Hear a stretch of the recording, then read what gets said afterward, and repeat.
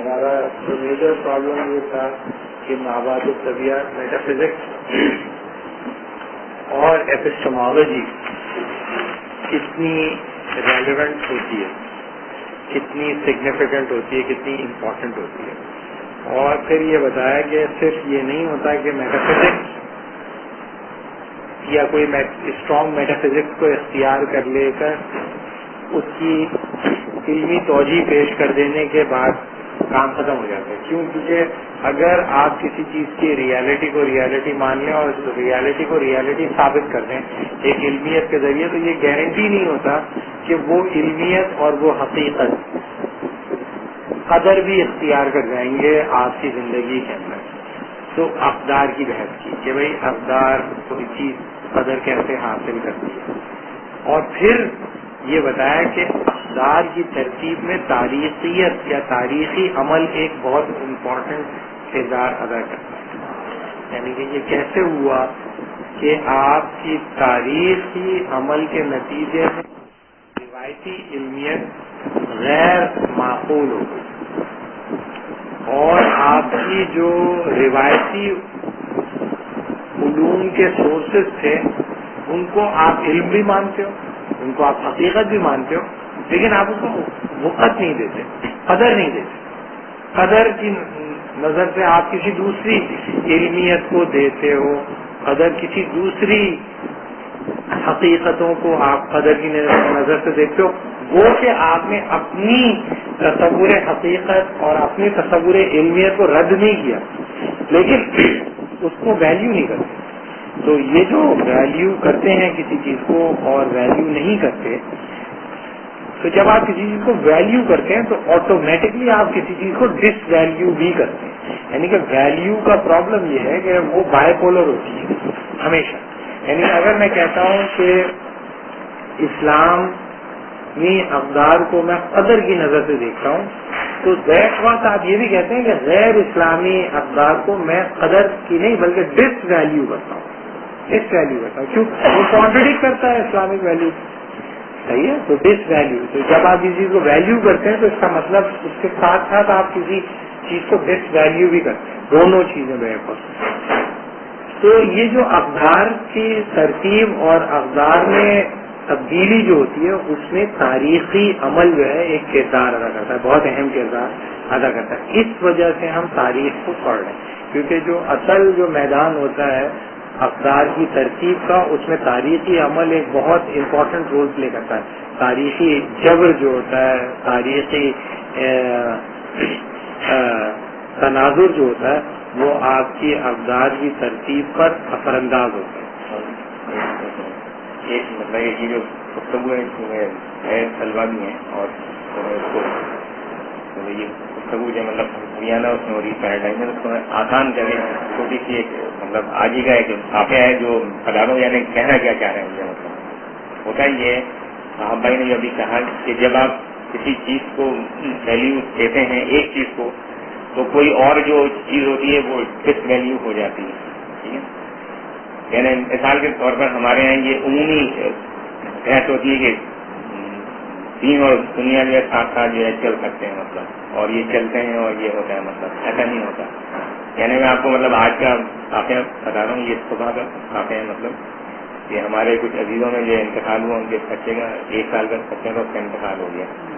وہ جو لوگ ہیں مطلب یعنی جو فیملی ہے وہ پوری ایک اسلامی تحریک سے وابستہ لوگ ہیں، اور ان کے خالد جو ہیں وہ ایک بڑے علاقے کے سربراہ بھی ہیں. اور جس بچے کا انتقال ہوا اس کے جو والد صاحب ہیں وہ خود ایک تحریک کے رکن ہیں، اور ان کا مطلب پورا خاندان جو ہے مختلف یعنی دینی تحریکوں کے ساتھ وابستہ ہے. تو صبح جو ہے 13 تھی فجر کے آج جو ہے مطلب، تو وہاں پر جو ہے مطلب یہ سوال آیا کہ بھئی یہ بچہ جو ہے جب چھوٹا بچے کی 13 ہوتی ہے تو اس موقع پر ہمارے جنازہ میں کون سی ہوا پڑی جاتی ہے. یعنی یہ بالکل میں آپ کو آج کا واقعہ بتا رہا ہوں، مطلب جو میرا اپنا مطلب آئی وٹنس ہوں میں اس کا. تو جو ہے وہاں پہ جو ہے مطلب ایک آدھ کے سوا کسی کو یہ نہیں معلوم تھا کہ بچے کے انتقال پر کون سی دعا پڑھی جاتی ہے. وہ لوگ جو وہاں پہ موجود تھے وہ سب کے سب جو ہے انتہائی مخلص ایک لوگ یعنی ان کے ایمان میں اور ان کی جو ہے مطلب یعنی اسلام سے محبت میں اور مختلف تحریکوں سے ان کا تنظیمی اور تحریکی تعلق ہونے کے باوجود ہی یہ سوال سب کے لیے بڑا مشکل سوال تھا کہ بھائی اب کون سی دعا پڑھی جا رہی ہے، کیونکہ جنازے کی تیاری ہو رہی تھی. حتیٰ کہ وہ جو باپ جو تھا جو اپنے ہاتھ میں اپنے پھول سے بچے کی ڈانٹ لے کر بیٹھا ہوا تھا، وہ بھی اپنی جیب سے خرچی نکال کر جو ہے دعا یاد کرنے کی کوشش کر رہا ہے. یعنی یہ ہم کہہ رہے ہیں نہیں ہم تو دین کو بھی ساتھ میں چلائیں گے اس دنیا کو، تو یہ چھوٹی سی مثال ہے. یعنی ہمارے لیے نماز جنازہ کی دعا یاد کرنا ان امپورٹنٹ ہے اس قوم کے لیے جو فزکس کی، کیمسٹری کی، فلسفے کی، ریاضی کی اتنی موٹی موٹی کتابیں یاد کر لیتے ہیں. 50 صفحے کے آنسر جو ہے یاد کرتے ہیں، 1000 صفحے کے تھیسس جو ہے لکھتے ہیں، اور جب اس کا ایگزامینیشن ہوتا ہے تو اس کے اندر 3 4 گھنٹے کراس ایگزامینیشن میں جواب دیتے ہیں. 3 سطر کی ایک دعا جو ہے مطلب ایک مذہبی اسلامی فکری گھرانے کے لیے.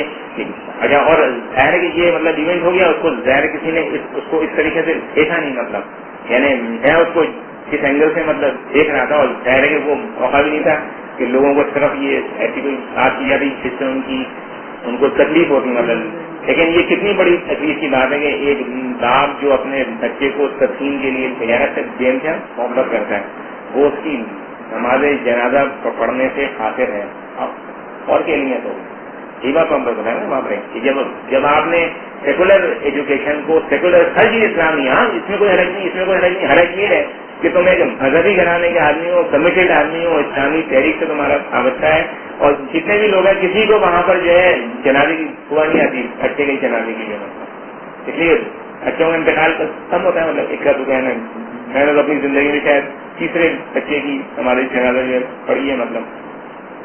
تو بڑوں کی جنازہ جو ہوتی ہے یقیناً بڑوں کی ہمارے جنازہ ان کو مطلب آتی ہوگی.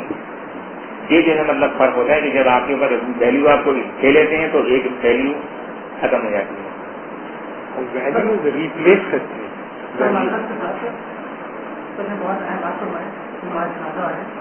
لیکن میرے بہت بات کی بات ہے معذرت کے ساتھ کو حیرت مجھے تو پڑھائے کمپلسری میں پڑھے ان میں سے ہم میرے تقریباً 95% یعنی میں اکثر بڑی کمپنی جاتا میں آگے بیٹھے میں سے جو قرآن پاک ہمارے پورے عمل ہے جس کے میں معلوم ہونا چاہیے تاکہ اس کے اوپر بیٹھا عمل کریں اس کے الفاظ جو ہے ہمارے 99% پڑھے. بچے تو اچھا اللہ شکر مظاہر ہیں کوئی بچے پڑھے تھے وہ صحیح نہیں پڑھتے اور وہ مطلب صحیح نہ ہونے کی وجہ سے وہاں کیا کیا ہے بعض جگہ سے تو مطلب اس پر پایا نماز قرآن پاک میں ہم لوگ جو ہے 5 وقت نماز پڑھتے ہیں پورے فاتحہ تک جو ہے تو وجہ میں تو وہی بیٹھ والی بات آپ نے بڑے بات سنائی نماز لگا اس سے بہت آگے 5 وقت نمازیں پڑھتے ہیں بار بار انہوں نے کہتے ہیں بار بار تو ان کے لیے انہوں نے بیٹھتا ہے آپ کے لیے کوئی ٹائم نہیں سمجھتا ہے بات نہیں بالکل آپ نے سنایا کہ یہ جو اس کے لیے کتنی محنتیں ہو سکتے ہیں لیکن فرض ہے انتہائی آسان ہے اس سے. تو ہم بیسیکلی تاریخ نہیں پڑھ رہے، ہم تاریخ کی بنیاد پڑھ رہے ہیں کہ فلاسفی آف ہسٹری کیا واٹ. اچھا، اس میں واٹ میکس ہسٹری پاسبل سے زیادہ important what is the dynamics of history, کہ تاریخ میں جو تبدیلی کا عمل ہے وہ ہوتا کیسے ہوتا ہے. تو آج جو ہے میں صرف 5 فیکٹرز آف چینج جو ہے وہ آئیڈینٹیفائی کرتے ہیں. 5 factors of change in history. جو تاریخ دیکھیں، اگر آپ دیکھیں اسٹرکچر ہم نے یہ بنایا تھا کہ پہلے ہم نے آپ کو بتایا کہ ڈاکیومنٹیشن ہے، ٹریڈیشنل کنسیپشن آف ہسٹری ہے جس میں آپ تاریخی واقعات کو جمع کرتے ہیں، ڈاکیومنٹ کرتے ہیں. دوسرا سائنٹیفک کنسیپشن آف ہسٹری ہے جس میں تاریخ کے اندر ہونے والے واقعات کو کسی قانون کے ماتحت رکھ کر سمجھنے کی کوشش کرتے ہیں، اور وہ قانون جو ہے مستقبل کو پریڈکٹ کرنے میں معاون و مددگار ہوتا ہے. فیوچرسٹک اپروچ اختیار کرتے ہیں. تیسرا جو ہے وہ فلسافیکل کنسیپشن آف ہسٹری ہے، اور فلسافیکل کنسیپشن آف ہسٹری میں آپ کی توجہ ہوتی ہے چینج کے اوپر. کہ نیچر آف چینج کیا ہے. تبدیلی تو ہوتی ہے تاریخ کے اندر, لیکن ہر طرح کی تبدیلی سائنٹیفک چینج ہوتی ہے, ہسٹوریکل چینج ہوتی ہے, یا ہسٹوریکل چینج کی کئی تفاصیل ہیں. یعنی کہ آرکائیو کنسپشن میں چینج ہوگی وہ پیریوڈک ہوگی, ریپیٹ کرے گی اپنے آپ کو بار بار بار بار بار بار. یا میکینیکل کنسپشن میں جو چینج ہوگی وہ کسی انڈیویجول کے لیے سفر کرے گی, یا ڈائلیکٹیکل کنسپشن میں انفولڈ کرے گی اپنے آپ کو. تو یہ جو ڈفرینٹ کنسپشن آف چینجز ہیں وہ فلوسافیکل کنسپشن آف چینج ہے. اسی طریقے سے آخری جو ایک اور تھا جینیولوجیکل کنسپشن آف ہسٹری. ان چاروں کو ہم الگ الگ سے تفصیل سے ڈسکس کریں گے. ابھی تو ہم صرف یہ بتا رہے ہیں کہ چینج ایک طرح کی نہیں ہوتی. تاریخ کے اندر جب آپ کہتے ہیں نا زمانہ بدل رہا ہے, تو زمانہ بدلنا, چینج جو ہے, چینج کو آپ پیریوڈک کہہ رہے ہیں, چینج کو آپ ڈائلیکٹیکل کہہ رہے ہیں, چینج کو آپ میکینیک کہہ رہے ہیں, یا چینج کو آپ جینیولوجیکل. کس طرح کی چینج, کون سی چینج, چینج سے آپ کی کیا مراد ہے؟ جیسے بچے کی زندگی میں بایولوجیکل چینجز آتی ہیں تو وہ ڈائلیکٹیکل ہوتی ہیں, لینئر ہوتی ہیں, آہستہ آہستہ آہستہ آہستہ وہ بڑا ہوتا ہے, اور پھر وہ اپنے عروج اور پھر وہ ڈیٹوریٹ کرتے کرتے کرتے کرتے ختم ہو جاتا ہے. تو آپ اس کو ڈائلیکٹیکل کہو گے یا آرکائیو کہو گے کہ یوں گئے آپ اور پھر یوں نیچے آ گئے. تو بوڑھا آدمی اور بچہ ایک ہی جیسے ہوتے ہیں, بوڑھا بچہ ایک جیسے ہوتا ہے. بچہ بوڑھا بہت بوڑھا جب ہو جاتا ہے بالکل ڈیپینڈنٹ ہو جاتا ہے, کوئی سے اٹھائے بٹھائے, واش روم لے جائے, یہ کرے وہ کرے, یو نو واٹ آئی مین. تو اس کو کس طرح آپ دیکھتے ہو, تو مختلف طریقوں سے دیکھتے ہیں. تو یہ کہنا کہ ہسٹری میں چینج ان ہسٹری, تو change in history is a very complex issue. تو آپ کس قسم کی تبدیلی کو تبدیلی کہتے ہیں؟ تو یہ ایک پورا فلوسافیکل پیراڈائم ہے فلاسفی آف ہسٹری کا, جسے تفصیل سے ڈسکس کریں گے انشاءاللہ. ابھی ہم یہ کہہ رہے ہیں کہ وہ جیسی بھی چینج ہو, چاہے وہ آرکائیک ہو, میکینیک ہو, جینیولوجیکل ہو, ڈائلیکٹیکل ہو, جن کو ہم الگ الگ سے دیکھیں گے, وہ چینج آتی کیسے, اس کا کون کاز کرتا ہے اس چینج کو. آرکائیک کنسپشن ہو یا میکینیک کنسپشن ہو یا ڈائلیکٹیکل کنسپشن ہو یا جینیولوجیکل کنسپشن, وہ چینج کا فیکٹر کیا ہے, what make history possible, what is the changing factor. تو اس کے کئی فیکٹر ایکسپلین کیا جاتا ہے. اس میں جیوگرافیکل فیکٹر ہے, جینیس فیکٹر ہے, اکنامک فیکٹر ہے, ریشل فیکٹر ہے. تو کئی فیکٹرز ہیں اس کے, صحیح. تو ان کو ہم ون بائی ون دیکھیں. پہلا تو ہم فیکٹر لے لیتے ہیں جیوگرافیکل فیکٹر, کہ تاریخی عمل میں جو تبدیلی ہوتی ہے وہ جیوگرافیکل ہوتی ہے. جیوگرافی چینج ہونی شروع ہوتی ہے, اور جیوگرافی کی چینج جو ہے وہ تاریخ کے دھارے کو پلٹ دیتی ہے. Geographical change. اب آپ نے جیوگرافی تو ویسی کی ویسی رہتی ہے, جیوگرافی تو تبدیل نہیں ہوتی. تو جیسے اگر آپ کو پتا ہے کہ جس طرح سے امریکن کانٹیننٹ اس وقت ہے وہ ہمیشہ سے ایسا نہیں تھا, over the year millions of year کے اندر وہ اپنی اسپیس اس میں تبدیل کرتے ہیں, اور آئی لینڈ سے کٹ گیا وہ, اور پھر اتنا بڑا اس میں پیسیفک اور اٹلانٹک بیچ میں آ گیا. تو جیوگرافیکل چینجز کاسموس کے حوالے سے اور اسپن آف دی ارتھ کے حوالے سے آہستہ آہستہ تبدیل ہوتی ہیں جیوگرافیکل چینجز, اور وہ آپ کی کلائمیٹ چینجز کو بھی اثر انداز ہوتی ہیں. جیسے ابھی جو یہ پریڈکٹ کر رہے ہیں کہ جو گلوبل وارمنگ ہے, اس کے نتیجے میں ان اے لانگ رن سردی میں اضافہ ہوگا. گلوبل وارمنگ کے نتیجے میں گرمی میں اضافہ نہیں ہوگا, گلوبل وارمنگ کے نتیجے میں سردی میں اضافہ. تو کچھ لوگ کہیں گے کہ بھائی جو آئس ایج تھی جس میں پوری زمین جو تھی وہ آئس بال تھی کی طرح کورڈ تھی, اسی طرح سے دوبارہ ہو جائے گی اگر آپ نے گلوبل وارمنگ کے پروسیس کو اسٹاپ نہیں کیا, ریورٹ نہیں کیا. تو پہلی بات تو یہ کہ جیوگرافیکل چینج جو ہوتی ہے وہ فیکٹر آف چینج ہے. لیکن ابھی ہم اس چینج کی بات نہیں کر رہے, ہم جیوگرافی سے مراد یہ کہ جب بڑے پیمانے پہ جیوگرافیکلی آپ اپنی پوزیشن تبدیل کرتے ہیں تو اس کے نتیجے میں آپ کی تہذیب, تاریخ, اقدار تبدیل ہونی شروع ہو جاتی ہے. مثلاً سینٹرل ایشینز جو تھے جو پہاڑوں سے اتر کر جب نیچے آئے پنجاب کے علاقوں میں تو یہ لینڈ جو تھی یہ تو میدانی علاقے، تو میدانی علاقوں میں جب ٹف انوائرمنٹ کے لوگ آتے ہیں تو ان کی پہلی جنریشن تو بڑی ٹف ہوتی ہے، لیکن اس کے بعد دوسری جنریشن ریلیٹیولی ویک ہونی شروع ہو جاتی ہے اوور دا ایئر. اور اس جیوگرافیکل لوکیشن کی تبدیلی کے نتیجے میں جیوگرافیکل کنڈیشن ری شیپ کرتی ہیں ہیومن مائنڈ کو، ہیومن ایکسپریشن کو، ہیومن ایٹیٹیوڈ کو، ہیومن ویلیوز کو، ہیومن ایکسپریشنس کو.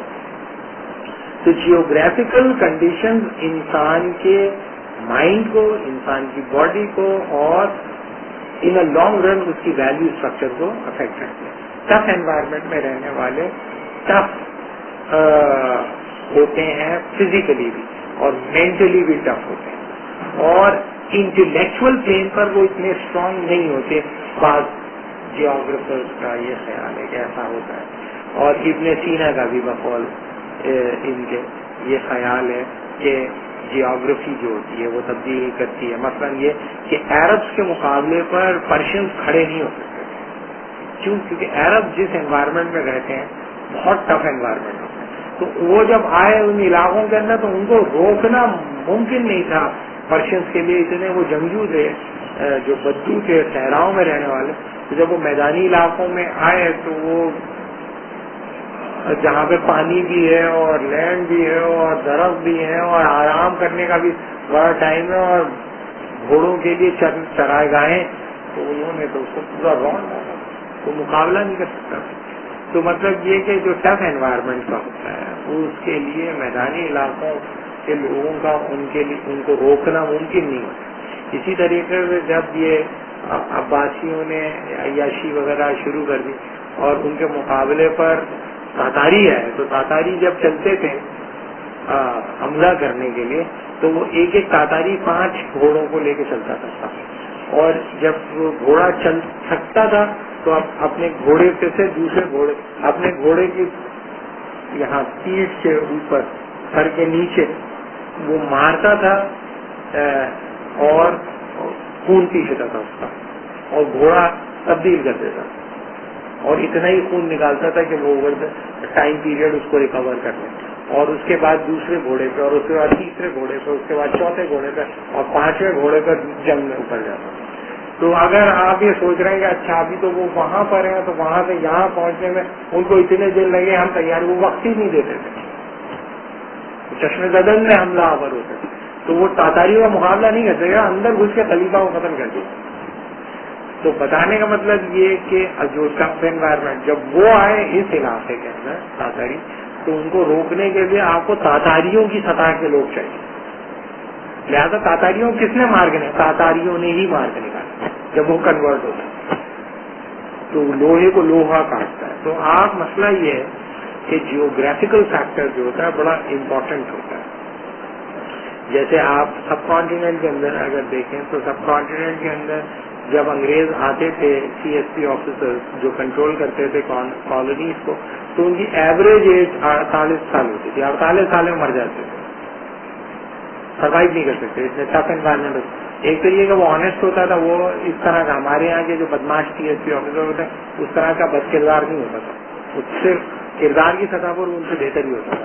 کیونکہ اگر وہ ہوتا تھا ڈپٹی کمشنر ہوتا تھا تو وہ موو کرتا تھا پورے اپنے علاقے میں، اور اس کی ذمہ داری ہوتی تھی کہ لا اینڈ آرڈر مینٹین رکھے، اور وہ لا اینڈ آرڈر کو مینٹین کرتا تھا. ایسا نہیں ہوتا تھا جس طرح یہاں پر ہو رہا ہے کہ وہ بادشاہ بن کے بیٹھا، وہ بادشاہ بن کے نہیں بیٹھا ہوتا تھا، وہ آنسریبل ہوتا تھا. اور اگر کسی آدمی کو سیکنڈ ورلڈ وار کے اندر وہ مینشن کرتا ہے کہ سیکنڈ ورلڈ وار ہو رہی تھی، انگلش کانوائے جا رہا تھا، اس نے ایک عورت کو، بوڑھی عورت ہٹ ہوئی گاڑی سے اور وہ گری، مر گئی وہ ایٹ اسپاٹ. کانوائے جا رہا ہے، جنگ کا زمانہ ہے، کانوائے کو روک دیا.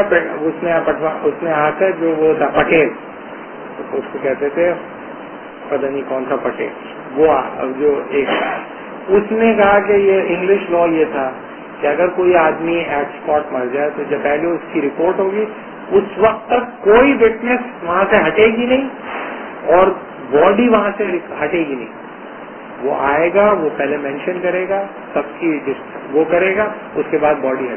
کانوائے کو سیکنڈ ورلڈ وار کے درمیان روک دیا تھا, تو جو کمشنر ہوتا تھا وہ گھومتا تھا اور گرمی جو وہ فیس نہیں کرتا اس کا انتقال ہو جاتا, مر جاتے.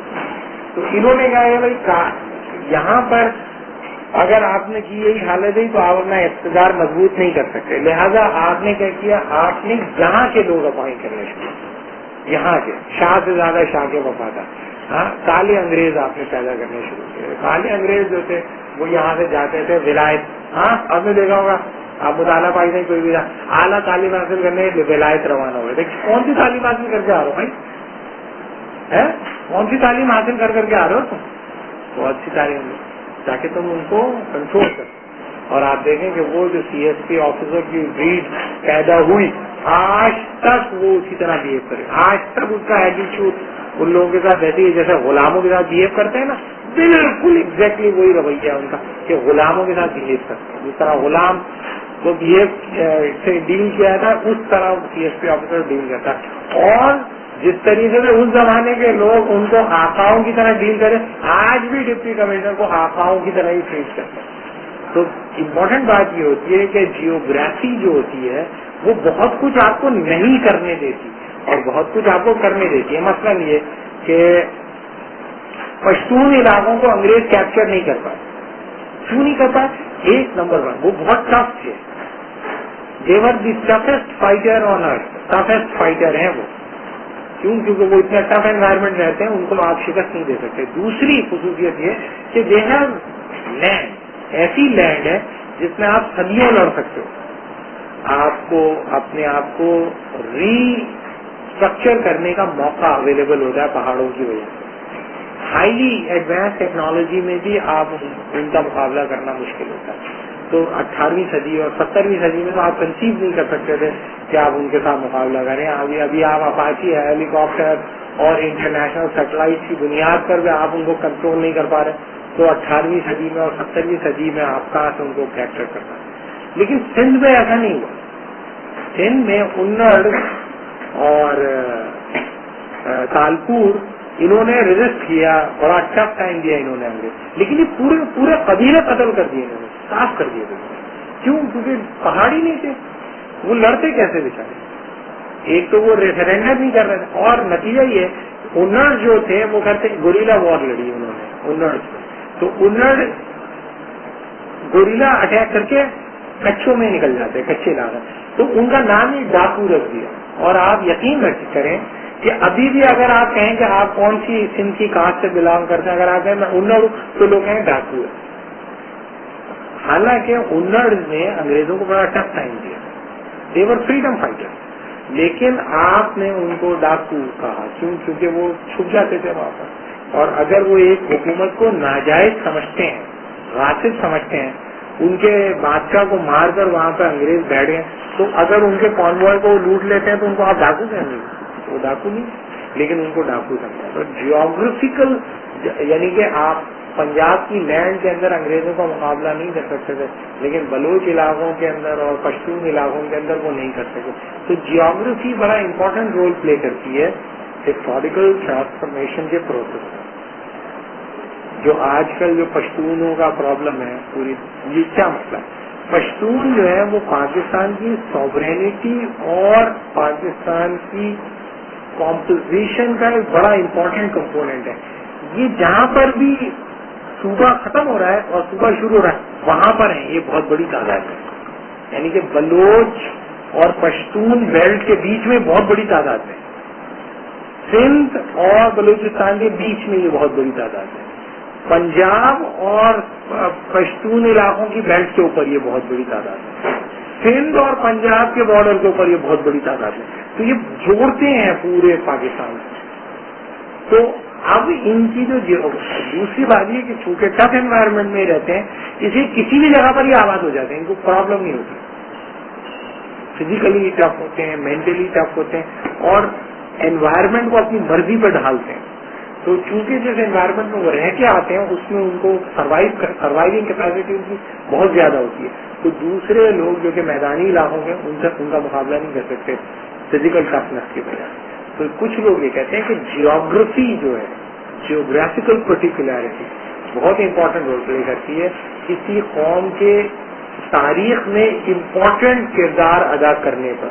جیسے امریکہ نے پہلی جنگ عظیم میں تو خیر ڈائریکٹ شرکت ہی نہیں کی, دوسری جنگ عظیم میں امریکہ کی بالکل مار نہیں پڑی, یعنی کہ پورا جرمنی کھنڈر ہو گیا, فرانس کھنڈر ہو گیا, برطانیہ کھنڈر ہو گیا, لیکن امریکہ کو مار نہیں پڑی. کیوں نہیں پڑی امریکہ کو مار؟ Because of it geography. اس کی جیوگرافی ایسی تھی کہ کون پیسفک کو کراس کرے گا, کون اٹلانٹک کو کراس کرے گا. نہ پیسفک کراس ہوا, امریکہ مزے سے بیٹھے رہا. اور جو یہ کہتے ہیں کہ ہم نے وہ کیا, کیا کہتے ہیں, ہمارے Americans have been attack, Americans have been attack because the were being attack on Pearl Harbor. تو پرل ہاربر پہ کتنے لوگ مرے تھے جب اٹیک کیا تھا؟ 800 لوگ, صرف 800 آدمی بہت 5000 لوگ مر گئے, 800 لوگ مر گئے پرل ہاربر پہ. اس کی بنیاد پر آپ نے ہیروشیما کیا تھا جاپنیز, ایک ہاربر تھی جہاں پہ ان کے شپ وغیرہ موجود ہوتے تھے, جو جہاں پر انہوں نے آ کے اٹیک کیا. ویسے تو امریکی شہروں وغیروں پہ تو اٹیک ہوئے نہیں, تو امریکہ کی پاپولیشن بھی بڑی بچی رہی اور امریکن اکانومی بھی بچی رہی. تو جب جنگ ہو گئی سب پٹ گئے تو امریکہ کے لیے موقع تھا اوپر اٹھنے کا. ہمیں تو رشینز جو ہیں انہوں نے اتنی بڑی جنگ لڑی, اس کے بعد دوبارہ کھڑے ہو گئے. سیکنڈ ورلڈ وار لڑنے کے بعد بھی دوبارہ سے وہ کھڑے ہو گئے, لیکن امریکہ کو تو مار نہیں پڑی. دوسری بات, رشینز نے کیسے شکست دی؟ رشین نے بھی اپنی جیوگرافی کی وجہ سے ایسٹرن یورپ کے محاذ پر جس نے بھی رشیا پہ حملہ کیا اس کو شکست ہوئی. ایسٹرن یورپ کا جو محاذ ہے دنیا کا ٹفسٹ محاذ سمجھا جاتا ہے. تو جب 2 بار نیپولین نے وہاں سے حملہ کیا رشیا کے اوپر, شکست ہوئی اس کو. بعد میں ہٹلر نے وہاں سے اٹیک کیا, وہیں پہ اس کو مار پڑی, اور سپلائی لائن اتنی لمبی ہو گئی کہ اسے کاٹ دینا بہت آسان ہو گیا رشینز کے لیے, اور زبردست جانی نقصان ہوا رشینز کا. لیکن اس کے باوجود 3 ملین رشینز مارے گئے second world war, 30 lakh Russians مارے گئے سیکنڈ ورلڈ وار میں. امریکہ کے تو بندے ہی نہیں مرے. تو بتانے کا مطلب یہ کہ امریکہ جو ساری دنیا میں دندناتا پھرتا ہے, اس کی ایک وجہ اس کی جیوگرافی ہے, ایک سگنیفیکینٹ جیوگرافی ہے اس کی, ایک یونیک جیوگرافی ہے. پورے بر اعظم کو قتل کر ڈالا اور قبضہ کر لیا اس کے اوپر, اور اب اس کی جیوگرافیکل اسٹرینتھ یہ ہے کہ آپ اس کے بارڈرز نہیں ملتے کسی کو, آپ کریں گے کیا اس کے ساتھ؟ جیسے یورپین یونین ڈرتے ہیں یہ ٹرکی یہیں پر ہے اور یہ ادھر یہ بدماش مسلمان کچھ گڑبڑ کرتے ہیں, ہم یہ تو مرنے مارنے کو اتر آتے ہیں تو یہ تو تباہی مچائے. لیکن امریکن کو اتنا خطرہ نہیں ہے. یہ ہے کہ آپ کراچی سے گڑھا کھودنا شروع کریں, اتنا گڑھا کھودیں کہ پورے نیو یارک تو نیو یارک میں نکلیں گے, لیکن بیچ میں میگما کی وہ بھی ہوگی, یہ وہ بہت سارے پرابلم ہوں گے. لیکن یہ کراچی کو اگر کھودنا شروع کریں تو نیو یارک میں نکلیں گے آپ, کیونکہ ایک طرف کراچی ایک طرف نیو یارک. تو بتانے کا مطلب یہ کہ جیوگرافی بڑی امپورٹنٹ ہوتی ہے. اگر امریکہ کا بارڈر ملتا افغانستان سے, تو جو پاکستان میں آج ہو رہا ہے وہ امریکہ کے ساتھ اگر ہو جاتا, جو پاکستانی جھیل گئے پچھلے 8 سال سے جھیل رہے ہیں, امریکن کے ساتھ ہوگا تو ان کی بڑی سے مضبوط گورنمنٹ بریک کر جائے جو پاکستانیوں کے ساتھ ہوا ہے. تو بتانے کا مطلب یہ کہ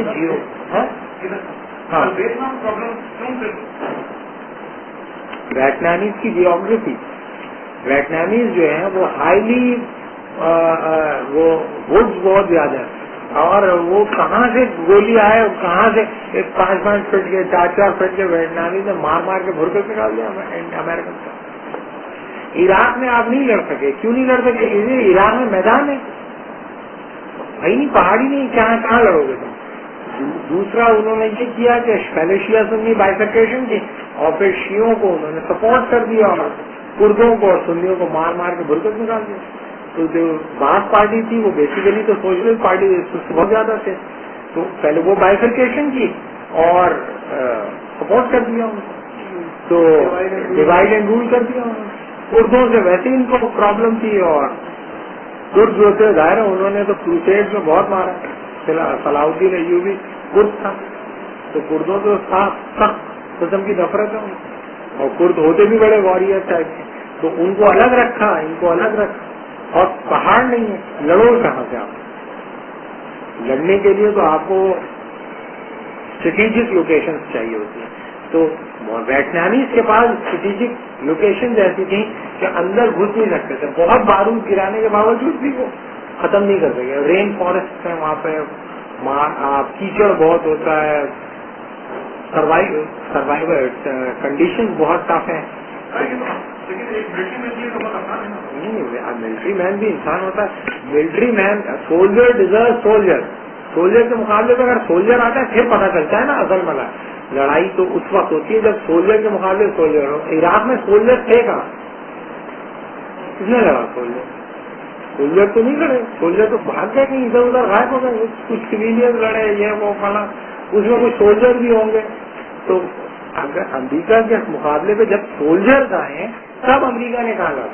ویٹنامیز تو بیک کر رہا تھا, رشیا ان کو فائنینس بھی کر رہا تھا, اسلحہ بھی دے رہا تھا.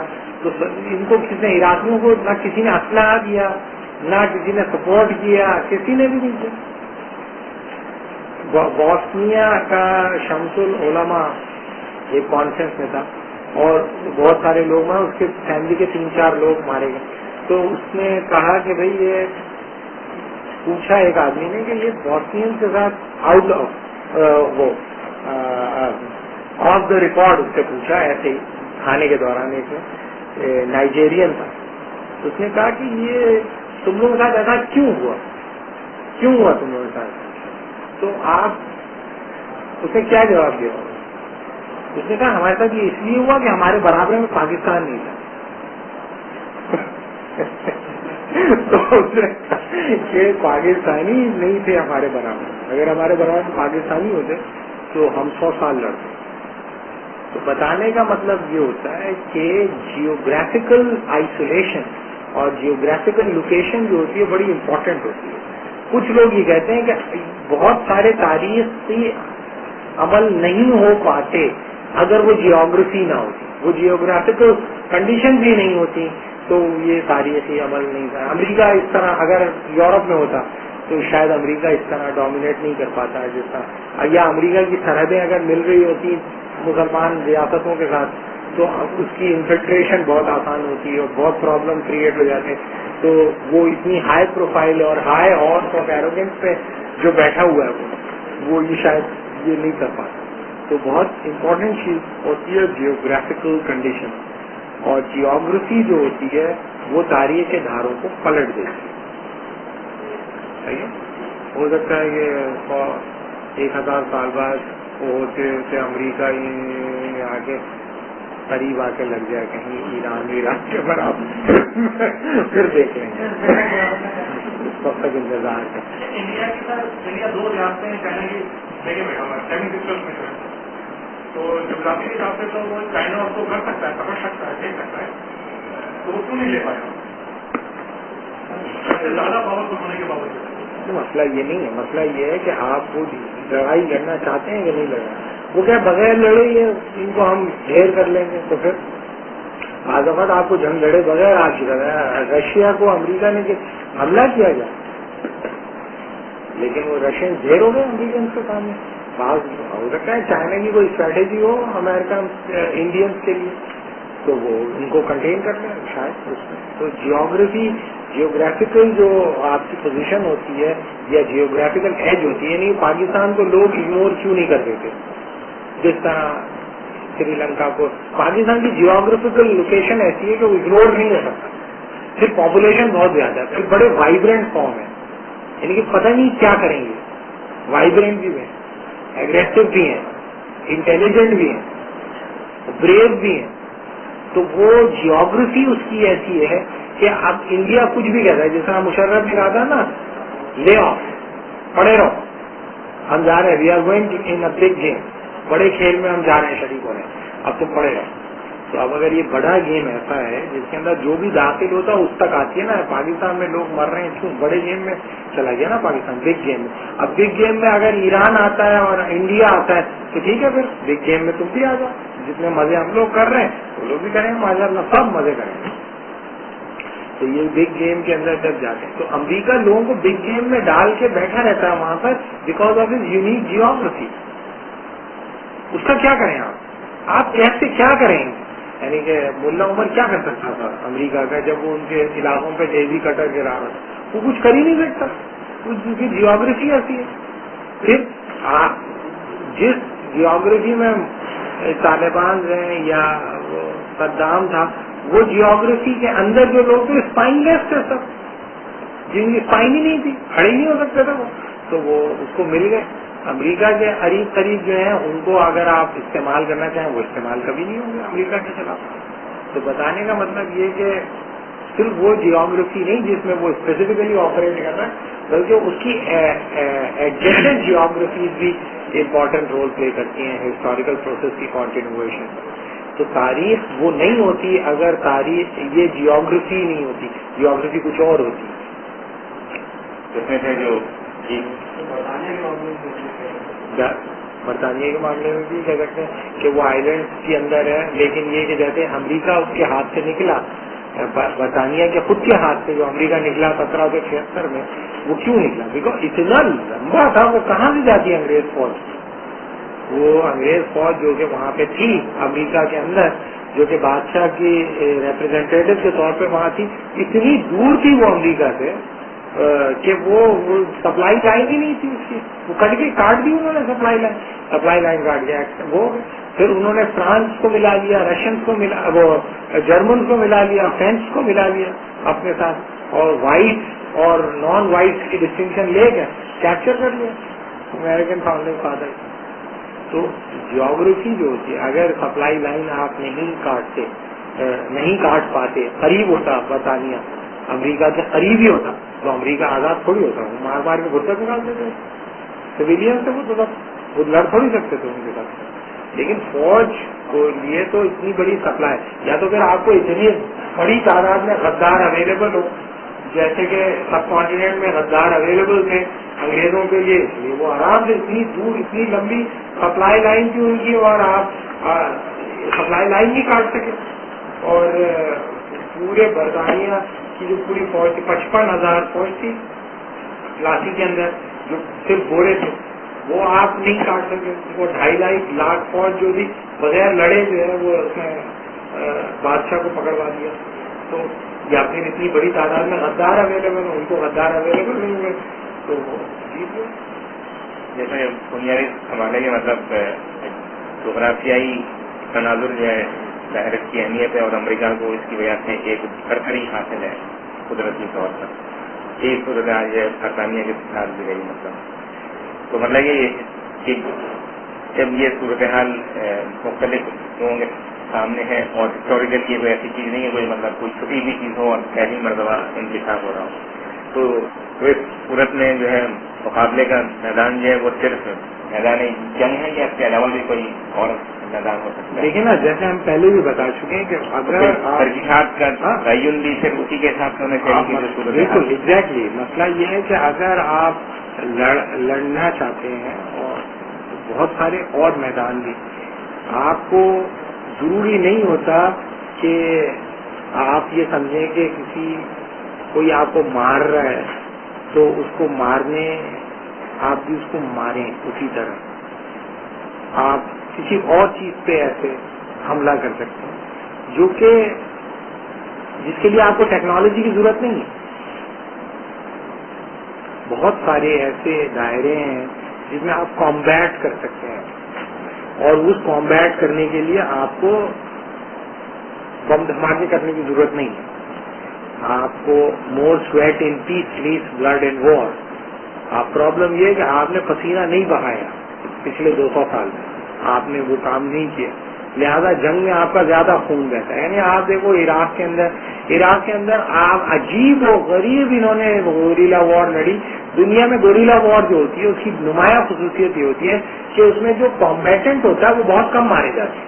گوریلا ہمیشہ کم مارے جاتے ہیں، اور جو بڑی پارٹی ہوتی ہے وہ زیادہ. یہ الٹا انہوں نے گوریلا وار لڑی عراق کے اندر، ایسی چمپو گیری کی جنگ لڑی جس میں اپنے ہی زیادہ مرتے تھے. یہ کون سی تم جنگ لڑ رہے ہو؟ اس کا مطلب تمہیں اسٹریٹجی ہی نہیں پتا کس طرح کی تم جنگ لڑ رہے ہو، اور سسٹین بھی تم نہیں کر سکے. یعنی کہ اتنا بدترین ظلم کیا، اس کے باوجود لوگوں کو تم اپنے ساتھ نہیں ملا سکے، اور جب الیکشن ہوئے تو اتنی زیادہ ووٹ پڑے.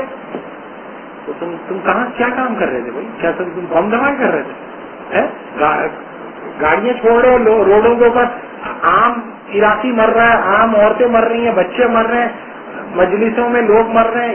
یہ کون سی اسٹریٹجی تم نے لگا دی کہ تم جو آدمی تمہارے ملک پہ آیا، تمہارے ملک پہ آ کے ظلم کر رہا ہے، ہزاروں لوگوں کو قتل کر دیا، لوگ اس کے ساتھ ہمدرد ہو گئے. تم نے کون سی اسٹریٹجی بھائی اختیار کر دی؟ ایسی کون سی اسٹریٹجی دنیا میں کسی نے گوریلا وارفیئر میں جو بیسک جو خصوصیت ہوتی ہے وہ یہ کہ لوگ محبت کرتے ہیں ان کے ساتھ اور پتہ نہیں چلتا کہ وہ کہاں گئے.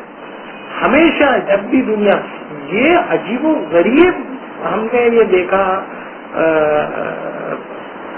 ایون افغانستان میں ایسا نہیں کرتے. امریکہ ویلی کیوب کے حوالے سے اس نے اس کو پورٹی کیا، اس کو یہ سب کو نہیں. امپورٹنٹ بات یہ ہے کہ آپ نے جو ٹیکنالوجی کا میدان ہے اس میں آپ ان کو شکست نہیں دے سکتے. سوال یہ کہ آپ کوئی ایسا میدان ہے جس میں امریکہ آپ کا مقابلہ نہیں، آپ امریکہ روحانیت کی سطح پر آپ کا مقابلہ نہیں کر سکتے، کردار کی سطح پر آپ کا مقابلہ، ہیومن لو اور کیئر کے بارے میں یہ تو آپ نے کوئی اپنی ویلیوز نہیں اختیار کی. یہ کچھ صحابہ کی ویلیوز تھی، ہے صحابہ کی ویلیوز بھی تو استعمال کرو نا، ان کے شجاعت بھی استعمال کرو. جہاں پہ شجاعت استعمال کریں وہاں کرو. ہم نہیں کہہ رہے کہ ہتھیار ڈال کے بیٹھ جاؤ، نہیں، لڑو بھی، لیکن اور بھی تو کرو. صحابہ نے کیسے لڑا، لوگوں سے بم مارے، لوگوں کو گولیاں ماری، اور بھی تو کچھ کیا، معاف بھی کیا لوگوں کو، لوگوں کے ساتھ محبت بھی کی، عورتوں کو بھی بچایا، بچوں کو بھی بچایا. آپ نے ایک سویلائزڈ وار لڑی. آپ کی تو اسٹریٹجی بالکل لگتا ہے کہ بالکل وحشیوں کی طرح بہیو کریں. تو بھائی اگر وحشیوں کی طرح بہیو کرو گے تو امریکہ جتنا بھی بدماش ہو وہ جنگ جیتے گا اس کی سطح پر، کانشیسنیس کے پلین پر جیت رہا ہے وہ. تو آپ کون سی مار لڑ رہے ہو جس میں آپ کا لوگ بھی مر رہے ہیں، ظالم مظلوم اور مظلوم ظالم مر رہے ہیں.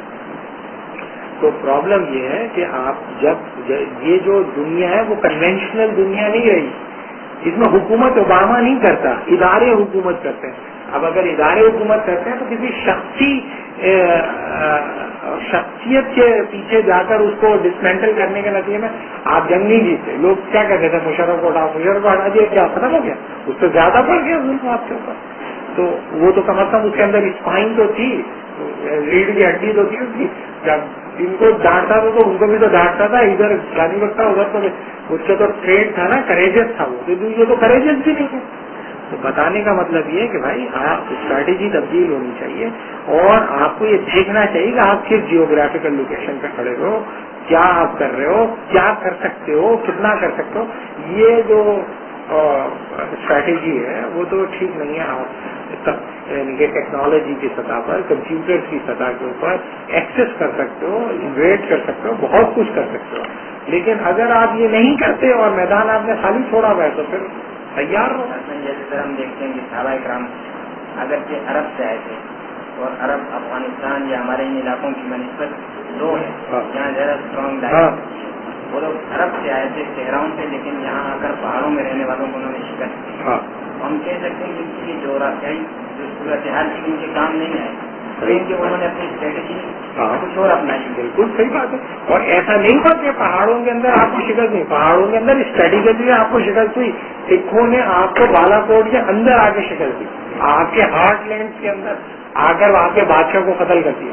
کیسے قتل؟ اسٹریٹجی انہوں نے بنایا. انہوں نے اسٹریٹجی یہ بنائی کہ انہوں نے بتایا کہ دیکھو تمہارا بادشاہ تو تمہاری روایت سے کا احترام ہی نہیں کرتا. یہ تو کہہ رہا ہے کہ طلاق یافتہ عورتوں سے بھی شادی کرو اور بیوہ عورتوں سے بھی شادی کرو. آپ نے کہا نہیں، طلاق یافتہ عورت کیسے شادی کرے گی بیوہ، اور یہ تو ہماری روایت ہے. وہ کہہ رہا ہے کہ نہیں، شرع کے خلاف وہ کہہ رہا ہے نہیں، ہماری روایت ہے. بادشاہ نے تمہیں شرع بتائی تو تم نے اس کو اکیلا چھوڑ دیا، اندر آ کر سکھ مار کے چلے گئے. تو اسٹریٹجی بھی ہوتی ہے جس کی بنیاد پر آپ ہاری بھی جنگ جیتتے ہیں اور جیتی بھی جنگ ہارتے ہیں. یعنی کہ وہاں پر ہزاروں کو شکست دے سکتے تھے سید احمد شہید، لیکن اندر گھس کے انہوں نے قتل کر دیا اور لوگ کھڑے تماشا دیکھتے ہیں.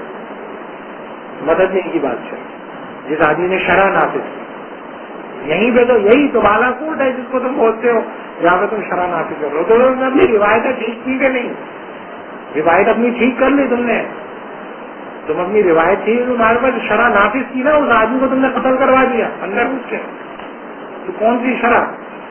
तो शरह आपकी स्ट्रैटेजी जो है वो आपको ठीक करनी पड़ेगी, और उसके अंदर आपको देखना पड़ेगा कि जियोग्राफिकल फैक्टर्स कितने इम्पोर्टेंट होते हैं। कभी कभार आप जो है उन जियोग्राफिकल यानी कि फैक्टर को इग्नोर कर अगर अपनी स्ट्रैटेजी बनाओगे जो कि जियोग्राफिकली बैक नहीं होती, तो आप रशियंस जो है वो आपसे शिकस्त खा गए। हालांकि रशियंस भी बड़े टफ होते हैं, लेकिन रशियंस की supply line, Russian supply line नहीं काट सके थे, अमेरिकन ने सप्लाई लाइन काट दिए। कभी बात है फलस्तीन में को देखकर ही मस्जिद में हुआ था की लगाए तो उन्होंने सभी मुसलमान हो गए।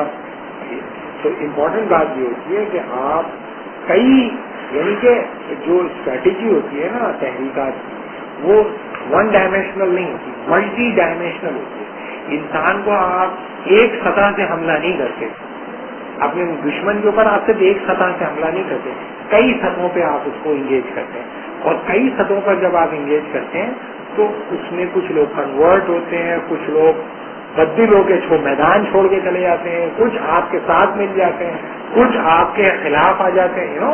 मल्टी आपके तो जो हलीफ है उनको आप अपना दुश्मन बना देते हो, जो आपका हलीफ है वो आपका दुश्मन बन जाता है। आपकी स्ट्रैटेजी इस तरह की स्ट्रैटेजी थी, लोगों की समझ में नहीं आता। यानी कि अभी जो है वो ये इस्लामाबाद के अंदर मुस्तकिल ये आ रहे हैं थ्रेड कि लोग अपने बच्चों को स्कूलों में स्कूलों में अब हम बम जमा के करेंगे, तो इसके नतीजे में बड़ा कामयाबी हासिल होगी स्ट्रैटेजी। तो स्ट्रैटेजी जो है वो मैटर कर नहीं, लेकिन इसमें ये मतलब बुनियादी सवाल ये है कि ये जो इत्तलात आती हैं, ये इत्तलात कौन देता है मतलब, और ये जो खबरें पहुंचाई जाती हैं, इन खबरों की ऑथेंटिसिटी क्या है? मिसाल के तौर पर कुछ कुछ धमाके हुए, मुझे क्या मालूम है ये धमाका खुद कुछ था या रिमोट कंट्रोल था? ये तो स्टेट स्पॉन्सर्ड एजेंसी मुझे बताती है, मुझे मतलब पुलिस बताता है या फौज से मुझे मालूम होता है या ISPR बताता है या कोई बताता है। हेक्टर पार्क में जो है अभी के जलसे में धमाका हो गया, समाज के दौरान जो है किसने किया? वो एक खोपड़ी ले आता है एक सरकारी कारिंदा की, ये खोपड़ी है, ये किसकी खोपड़ी है, ये इसी ने धमक, मुझे क्या पता, मेरे पास क्या है मतलब इसका मतलब ये। और ये जो TV और मीडिया पर कोई आकर कहता है कि ये हमने किया है, तो ये कहने वाला कौन है, इसकी ऑथेंटिसिटी क्या है मतलब? बिल्कुल मतलब ये कौन कर रहा है, मतलब ये कौन करवा रहा है, मतलब आखिर ये भी होता है कि मतलब इंडिया की टीम आती है और कराची से लेकर जो है मतलब पंजाब तक लाहौर तक चली जाती है, एक खंजर भी नहीं मारता कोई आदमी। इंडिया अभी तक जो है मतलब इतनी इंडिया से दुश्मनी थी, इतनी मतलब दोस्ती में किसी ने खंजर नहीं मारा। इंतखाबात होते हैं, स्वात में इलेक्शन होते हैं, सूबे सरहद में होते हैं, फाटा में किसी जो है पोलिंग स्टेशन पे धमाका नहीं होता। ये कौन जो है कंट्रोल करता है, मतलब ये है क्या सर? ये मतलब फिरका जो है मतलब ये तो मतलब सोचने की बात है ना, मतलब कि भाई ये कहाँ से इन्फॉर्मेशन है क्या? वो उधर जनाब खलीज क्या नाम उसका जो वहाँ पर कतर में जो है मतलब अल जजीरा पर हर 15 दिन के बाद एक आदमी आकर एक वीडियो छोड़ के चला जाता है, हर 15 दिन बाद वो वीडियो से नशर हो जाती है। नहीं तो कुछ यानी बिल्कुल अपेरेंटली मतलब सामने है कि भाई ये चीज है क्या मतलब? बुनियादी तौर पर जो आपकी अनारकी है वो कंट्रोल्ड अनारकी है, लेकिन इम्पोर्टेंट बात यह है कि कुछ लोग इस्तेमाल होते हैं ना बुनियादी तौर पर। आप अनारकी के लिए कुछ लोग उनको तो रिप्रेजेंटेटिव बनाते हो और वो बुनियादी तौर पर इस्तेमाल होते हैं। सवाल ये है कि आखिर ये इस्तेमाल होने का सिलसिला कब तक चलेगा, कब तक करते रहेंगे लोग ये? और बुनियादी तौर पर आप अपनी लॉन्ग टर्म स्ट्रैटेजी क्यों नहीं डेवलप करते, और आप जब एक फ्रेमवर्क के अंदर आ जाते हो और उसकी बुनियाद पर डायरेक्ट करते हो लोगों को और रिस्पॉन्सिबल बनाते हो और आप उनको गाइडेंस देते हो, तो ये जो बुनियादी तौर पर जो ऑब्वियस चीजें हैं जो आपके सामने की हैं वो आपको दिखाई नहीं देती। तो आप ये समझते हो कि ये जो मैं फ्रेमवर्क डेवलप कर रहा हूँ, कौन डेवलप कर रहा है, कहाँ से डेवलप हो रहा है, किस तरह ये प्रोलिफरेट हो रहा है, اس کو چینل کون کر رہا ہے, اس کو ڈکٹیٹ کون کر رہا ہے, یہ تو بالکل نہیں پتہ چلتا ہے کہ کون اس کا امیر ہے, کون اس کا لیڈر ہے, کہاں سے آ رہا ہے, وہ کیسے آیا, اوپر کیسے آ گیا, اچانک سے وہ پاپولر ہو جاتا ہے, اچانک سے پھر وہ غائب ہو جاتا ہے, پھر دوسرا آ جاتا ہے, پھر تیسرا آ جاتا ہے. تو بتانے کا مطلب یہ کہ اس وقت جو آپ نے ہمارے یہاں لوگوں نے جس طرح سے آئیڈینٹیفائی کیا اسلام کو, وہ ایک سیویجری کے طور پہ پیش کر رہے ہیں بنیادی طور پر, اور اس میں انسٹرومینٹلائز ہو رہے ہیں لوگ انسٹرومینٹلائز ہو رہے ہیں اور ہوتے رہیں گے. وہ اگر اس وقت تک انہوں نے یہ اپنی اسٹریٹجی کو تبدیل نہیں کیا. اور آپ پہلی بات یہ کہ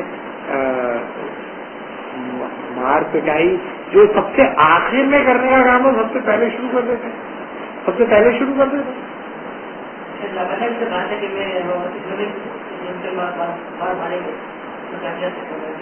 کون؟ ہاں جاپان.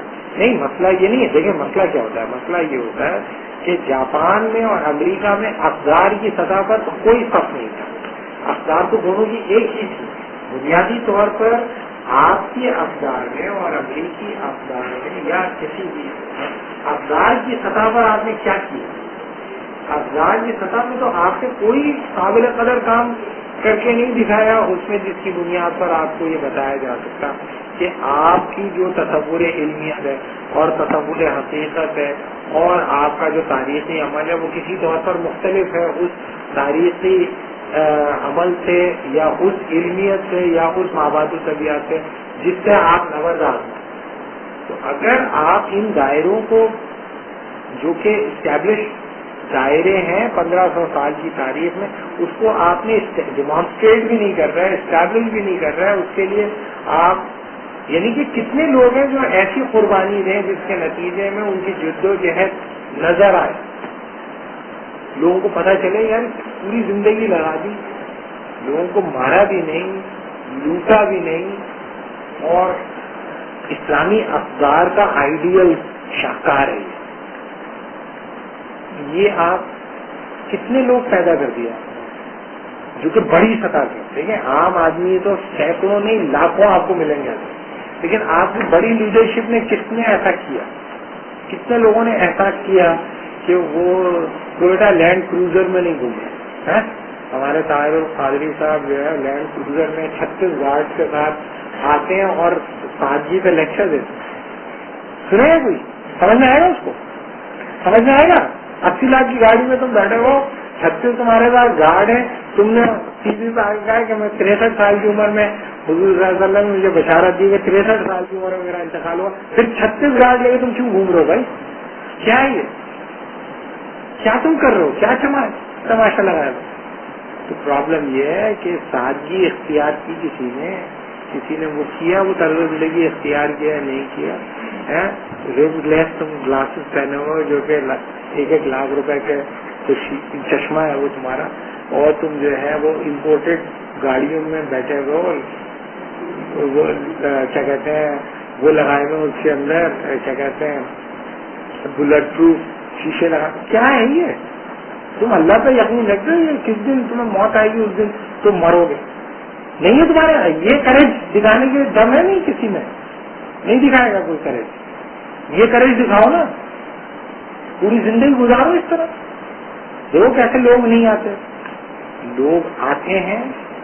جو آدمی زندگی گزارتا ہے اس طرح جس طرح وہ کہتا ہے, اور آتے ہیں میں 20 سال ہو گیا مجھے اس طرح زندگی گزارتے ہوئے, ابھی تک کہ کسی نے نہیں کیا, چلو چھوڑو اب میں نہیں کرتا.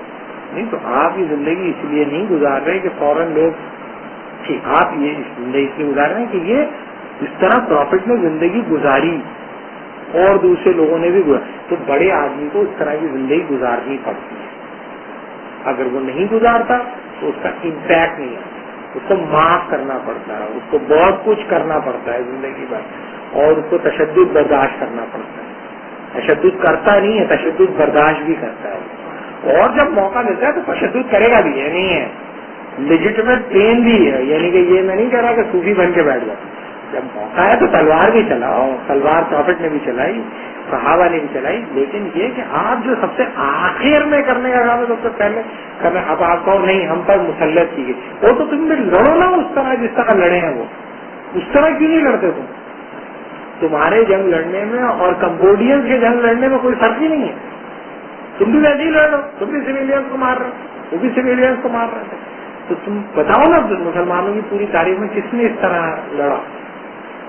تو بتانے کا مطلب یہ کہ اگر آپ ان اقدار کی پاسداری خود ہی نہیں, یعنی کہ یہ تو سب سے آسان کام ہوتا ہے مظلوم کے لیے کہ وہ ظالم کو ظالم بتا دے, سب سے آسان کام ہوتا ہے. اور سب سے مشکل کام یہ ہوتا ہے کہ ظالم کو مظلوم بتانا سب سے مشکل کام ہوتا ہے. یہ الٹا ہو رہا ہے, ظلم بھی سہ رہے ہیں اور ظالم بھی بنے. بچے بھی تمہارے مر رہے ہیں, عورتیں بھی تمہاری مر رہے ہیں, لوگ بھی تمہارے, اور جو تھوڑے ادھر ادھر بچ جاتے ہیں ان کو تم خود ہی مار دیتے, اور پتہ نہیں تم مارتے یا تمہارا نام لے کے مار دیتے. یہ تو اسٹیبلش ہونا چاہیے نا کہ یہ آدمی سے یہ کام نہیں ہو سکتا. اگر کوئی کہتا ہے کہ یہ آدمی یہ کام کرتا ہے ہم نہیں مانیں گے. یہی ہوتا ہے نا, یہی ہوتا ہے نا کہ اسٹیبلش ہوتا ہے آپ کا کیریکٹر.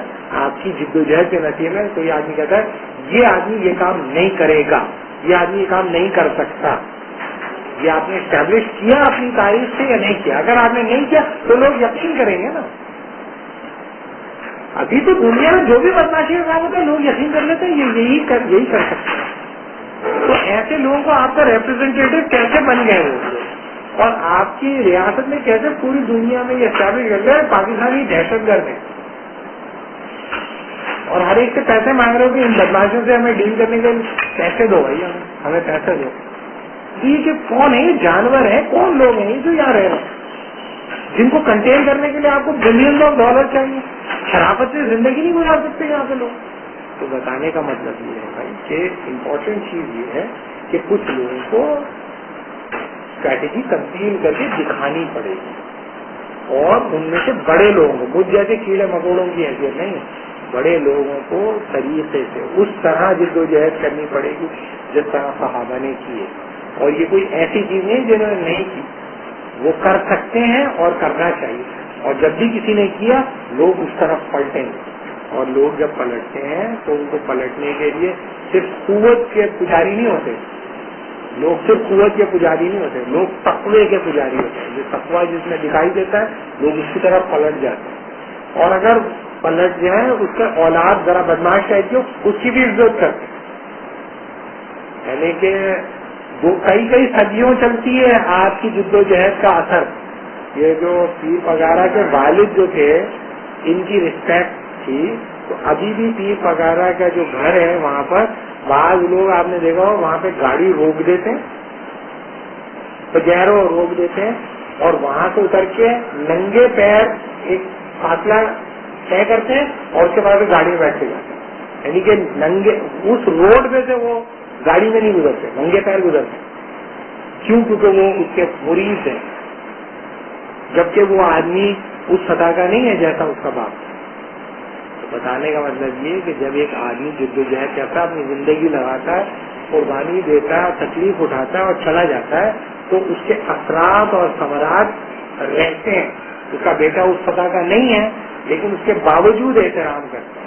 تو اگر آپ امپورٹنٹ ایشو یہ ہے کہ آپ نے ایسے آدمی, اب آپ ہیں تو پھر ہم لوگ سب انتظار کرتے ہیں حضرت مہدی کی ولادت کا, حضرت مہدی تشریف لائیں گے, اس کے بعد پھر سب کچھ ٹھیک ہو جائے. تو آپ خود کیوں نہیں بنتے وہ آدمی, خود کیوں نہیں بنتے وہ آدمی؟ آپ بن جاؤ, آپ بن جاؤ ویسا آدمی, اور آپ کو میری کون سنے گا؟ وہ تو خدا فیصلہ کرے گا, خدا خود فیصلہ کر دے گا کون ہے ایسا آدمی جس کے ذریعے میں کام کروں. کیا خدا مجبور ہے کام کروانے پر؟ کسی کو بھی کھڑا کرے گا. کوئی بھروسہ ہے کہ یہ پاکستان کے ہی بدماش جو ہیں وہ بھی یہ کام کرے؟ وہ شینکیان سے کوئی کھڑا ہو جائے گا, چینگ لیاؤ پینگ, آپ کو کیا بولا وہ کیا کر رہا ہے وہاں پہ بیٹھا ہوا, چائنا میں بیٹھا ہوا کیا کر رہا ہے؟ آپ کو کیا پتا چلا وہ شینکیان سے نکل کے آیا اور اس میں بدھسٹ ٹچ اس کے اندر ہے, اور بدھزم کا بڑا انفلوئنس ہے. وہ زیادہ تر جو کنورٹ ہوئے ہیں بدھسٹ ہی کنورٹ ہوئے ہیں چائنا کے اندر. وہ ہو سکتا ہے ویسا ہی ہو, بدھزم کا اس کا ہسٹری ہو اور اسلام اس میں اختیار کیا ہو, تبدیل ہو جائے, وہ امپیکٹ ڈالے. تو یہ آپ سے کس نے کہہ دیا کہ ٹھیکہ لیا ہوا ہے کسی نے, آپ نہیں کرو تو کوئی اور کر دے گا. تو پہلی بات ہے نا تبدیلی جماعت جو کام کر رہی ہے وہ ٹھیک کرے, لیکن امپورٹنٹ بات کیا ہے؟ امپورٹنٹ بات یہ کہ وہ تو سسٹم کو اثرت کر دیتی ہے. وہ تو کہتے ہیں آپ بس ٹھیک ہو جائے, یہ ٹھیک ہونے کے بعد کیا کرو؟ ٹھیک ہونے کے بعد اس پورے سسٹم کو لیجیٹمائز کر دو. اور دوسرے جو لوگ دیکھیں مسئلہ یہ ہوتا ہے کہ تحریکات اسلامی کا جو کام ہوتا ہے وہ ایک دوسرے کے ساتھ مربوط ہونا چاہیے, جڑا ہوا ہونا چاہیے, اور ایک دوسرے کو حلیف سمجھنا چاہیے. حریف سمجھتے ہیں یہ لوگ, سب ایک دوسرے کو حریف سمجھتے ہیں, اور پھر وہ ایک چیز کی طرف بلاتے ہیں, تو ایک جز کی طرف بلاتے ہیں. وہ جز ایک کل کا حصہ ہے جو کہ ٹھیک ہے, لیکن what is true for part may not be true for whole. جو جز کے لیے صحیح ہوتا ہے وہ کل کے لیے صحیح نہیں ہوتا. تو اگر کل کے لیے جو چیز ٹھیک ہے وہ جز کے لیے ٹھیک نہیں ہوتی. تو ظاہر ہے کہ تحریکات اسلامی کے اندر تبلیغ جماعت کا ایک بڑا امپورٹنٹ رول ہے, وہ بھی ہونا چاہیے, وہ بھی کرنا چاہیے. اور جو لوگ اس کی علمی بنیادوں کو جہاں تک فرق رہے ہیں وہ بھی ہونا چاہیے, اور وہ لوگ جو ریاستی ڈھانچے کو تبدیل کرنے کی کوشش کر رہے ہیں اسے بھی چلنا چاہیے, اور ان سب کو ایک دوسرے کا حلیف ہونا چاہیے. یہاں تو پرابلم یہ ہے کہ یہ سمجھ رہے ہیں کہ یہ وہ پوائنٹ گیننگ پوزیشن ہے, وہ اس نے اتنے پوائنٹ گین کر لیے, اس نے اتنے پوائنٹ گین. آپ کی تاریخ تو ایسی نہیں رہی, پوائنٹ گینرز نہیں ہوتے تھے. یعنی کہ حضرت عمر نے جب حضرت خالد بن ولید کو گراؤنڈ کیا ہے تو اس وقت وہ چیف آف آرمی اسٹاف کا لاکھوں کی فوج تھی ان کے پیچھے. ان سے کہا وہ چھوڑ کے واپس آ جاؤ, چھوڑ کے واپس آ گئے. یا اور خلیفہ جو بیٹھا ہوا مدینے میں کھجور کی چپلیں پہن کے بیٹھا ہوا, وہ کہہ رہا ہے واپس آؤ. یا انہوں نے کہا اچھا مجھے خالد کو, میں تو اتنی خلوص نیت کے ساتھ جہاد کر رہا ہوں, مجھے واپس آ رہا ہے, ابھی پہلے ان کو سیدھا کرتا ہوں پھر واپس آ کے پہلے حضرت عمر کو ریپلیس کرتے ہو پھر چلے. آپ کے پوائنٹ گین میں انہوں نے کہا اچھا میری یہ, اور اس کے بعد کیا کیا انہوں نے کہا اچھا مجھے چیف آف آرمی صاحب ہٹا دیا, اب نہیں لڑوں گا. جو میں دیکھتا ہوں کون مائی کا لال مجھ سے جنگ لڑا, پوری زندگی دوسروں کے انڈر کمانڈ کرتے ہیں, پوری زندگی. تو بتانے کا مطلب یہ, اور یہ کہ یعنی کہ دونوں ایک ہی شکل اور ایک ہی ہائٹ کے تھے. تو ایک دن حضرت عمر نکل کے گئے تو ایک آدمی جو اس نے کہا کہ عمر تم سے, خالد بن ولید سمجھے, وہ سمجھا کہ خالد بن ولید ہے, انہوں نے کہا عمر تم سے نفرت کرتا ہوں, عمر تمہارا دشمن ہے, عمر تمہارا, اور حضرت عمر ہی تھے وہ, اور وہ خاموشی سے مسجد میں آ گئے. تو انہوں نے خالد بن ولید سے کہا کہ مجھے یہ پتا ہے کہ تمہیں لوگ بہکاتے ہیں. تو خالد بن ولید نے کہا کیوں, آج آپ کی منافق سے ملاقات ہوئی کیا؟ تو بتانے کا مطلب اس کو اکسانے والے بھی ہیں, پوائنٹ گین نہیں ہوتے. جو بھی کام کرتا ہے وہ اس لیے کرتا ہے کہ اللہ یہ چاہتا ہے کہ کرے. اگر آپ سمجھتے ہیں کہ نہیں اس انرجی میں دین کو نقصان پہنچا ہے, لوگ یہ سمجھ رہے ہیں کہ فتح خالد بن ولید کی وجہ سے ہو رہی ہے اور اللہ کی وجہ سے نہیں ہو رہی, تو پھر خالد کا چیف آف آرمی اسٹاف ہے نا ٹھیک نہیں. نمبر 2 پہ ساتھ دینا بھی وقاف کو. تو بتانے کا مطلب یہ ہوتا ہے کہ یہاں تو پوائنٹ گین کرتے ہیں. سب سے پہلے تو اس کو منافق اور کافر نہیں تو منافع نہیں تو گستاخ, کچھ بھی کہہ کے اس کو ڈبل ایج تھاٹ ہے. آپ کچھ لوگوں کو اپنی طرف جمع کرتے ہو, کچھ اتنے بڑے گروپ کو اپنے سے الگ کر دیتے ہو. جو آپ کے نیچرل الائز ہیں, نیچرل الائز جو ہیں ان کو آپ الگ کر دیتے ہو اپنے سے. یہ سمجھتے ہو کہ یہ صرف یہی ہے کام کرنے کا کام. حضور صلی اللہ علیہ وسلم کوئی معمولی انڈیویجول نہیں تھے, ان کا کام اتنا ہے کہ ایک آدمی کے بس کا نہیں, یا ایک تحریک کے بس کا کام نہیں ہے. تو وہ ملٹی فیسڈ کام ہے, اور اس کو مربوط کرنا ہے. اس کو مربوط کرنے کا مطلب یہ ہے کہ تبلیغی جماعت کی برداشت اور تبلیغی جماعت کی استقامت بھی ہونی چاہیے لوگوں کے اندر, اور کچھ ایسی تحریکیں بھی جو ویسٹ کو پڑھ اور سمجھ سکتی ہیں, ایسی لوگ بھی تحریک کے اندر ہونے چاہیے. ایسے لوگ بھی ہونے چاہیے جو دشمن کی آنکھ میں آگے ڈال کے اس کو انگیج کر سکیں. کشمیر میں تم کرتے ہو, ابھی ہم تمہیں بتاتے ہیں. تو ایسے لوگ بھی آپ کو مربوط ہونا چاہیے, اور اس کا ایک ایئر ہیڈ ہونا چاہیے جس کی طرف لوگ دیکھیں اچھا یہ آدمی کہہ رہا ہے کہ یہ نہیں ہوگا, تو پھر یہ نہیں ہوگا. کچھ تو ہو نا, آپ پتہ نہیں چل رہا کون کیا کہہ رہا ہے, جس کے دل میں جو آتا ہے وہ کرتا ہے. کہ یہ کیسی ہے, یہ بغیر شیپرڈ کے کیسے یہ بھیڑیں ادھر ادھر پھر رہی ہیں. تو بتانے کا مطلب یہ ہے کہ آپ جب بھی کوئی تحریک چلاتے ہیں, حضور صلی اللہ علیہ وسلم تو یہ کہتے ہیں کہ جب تم سفر میں جاؤ تو اپنا امام بناؤ. سفر بھی کر رہے ہو تو طے کر لو کہ کون تمہارا وہ ہوگا. تو وہ تم جو ہے تحریک کھڑی کر رہے ہو, پتہ نہیں چل رہا کون, اور ہر کوئی امام انقلاب بن جائے گا. ہر کوئی پاکستان میں ہر کوئی امام ہوتا ہے. جیسے یہ ابھی نہیں ہے میں امام پانی لانے والا ہوں, ہر چیز کا ایک امام ہو جائے گا فوراً. بھائی تم کسی کو اپنے سے بہتر بھی تو سمجھو, کہو کہ بھائی ہاں یہ آدمی ٹھیک ہے, میں اس کے ساتھ رہوں گا اور اس کو چھوڑوں گا نہیں اس کو, لیکن اس کو پکڑوں گا ضرور. یہ تو پوچھوں گا کہ تم نے یہ کیسے کیا. ابھی سب چھوڑ دیتے ہیں اور چھوڑ کے ایک نیا پاکٹ بنا کے بیٹھ جاتے, اور ایک اور نیا پاکٹ بنا, اور نیا پاکٹ بنا کے دیا, اور سب اپنی طرف بلاتے ہیں. کوئی پروفٹ کی طرف نہیں بلاتا, صحابہ کی طرف نہیں بلاتا.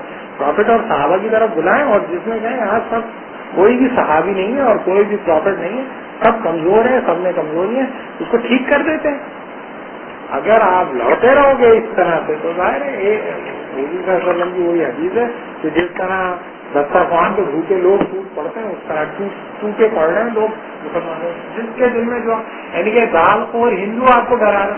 یہ وقت آ گیا کیونکہ یہ قائد اعظم جب مسلم لیگ جب پٹھانوں کو آ کے تقریر کرتی تھی کہ یہ جو انگریز چلے جائیں گے تو وہ ہندو قبضہ کریں گے, تو وہ پٹھان کی سمجھ نہیں آیا کیسی بات کر رہا ہے. یہ 5-5 منٹ کے پٹھان وہ ہم پہ رول کریں گے, ہندو ان کی ضرورت یہ کیسے رول کریں گے, ان کی سمجھ میں ہی نہیں آتا تھا. سمجھتے تھے ہم پہ حکم یہ ہندو کیسے چلا سکتے ہیں, ان کی سمجھ میں ہی نہیں آتا تھا کہ ہم پر کیسے رول کریں. ہم انگریز رول نہیں کر سکتے, یہ کہاں سے رول کریں گے. تو بتانے کا مطلب یہ ہے کہ ہم جب کوئی بھی فریم ورک استعمال کرتے ہیں تو اس میں اسٹریٹجی کو دیکھنا پڑتا ہے, اور اسٹریٹجی اگر آپ کی ٹھیک نہیں ہے تو امت کو بہت نقصان پہنچتا ہے. یعنی کہ چنگیز خان کو روک سکتا تھا جلال الدین خواجہ, کیوں؟ کیونکہ وہ تھا سینٹرل ایشیا کا, مجھے پتا تھا کیسے روک سکتے ہیں. اس میں خلیفہ سے کہتا رہا کہ مجھے تم فوج دو, میں چنگیز خان کو دفن کر دوں گا یہاں, لیکن اس میں فوج نہیں. 10 سال اس نے ریکویسٹ کی, 10 ایئر, 10 سال لڑا ہے چنگیز خان سے, 10 سال تک خلیفہ نے مدد نہیں کی. کیوں؟ کیونکہ شیعہ تھے اور وہ سنی تھا عباس, تو انہوں نے نہیں مدد کی. اور بہت ساری وجوہات تھی, انہوں نے کہا یہ ان کی جنگ ہے, ہم کیوں لڑیں.